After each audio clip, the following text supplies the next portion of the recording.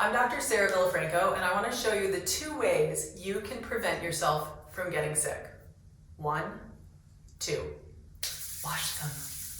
That might seem obvious, but if you don't wash your hands effectively, it won't prevent illness. As an ER doc and a soap maker, I'm going to call myself an expert on this subject.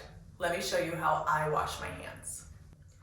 First, I let the water get pretty hot, not scalding, but as hot as I can comfortably stand. Then I rinse the bar, and then I work up a lather with this beautiful little piece of art. I try to scrub for about 20 to 30 seconds, making sure that I get under my fingernails, in the webbing of my fingers, and under any jewelry.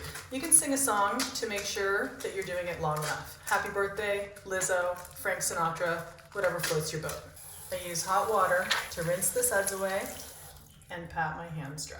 Just as important as how you wash your hands is when you wash your hands.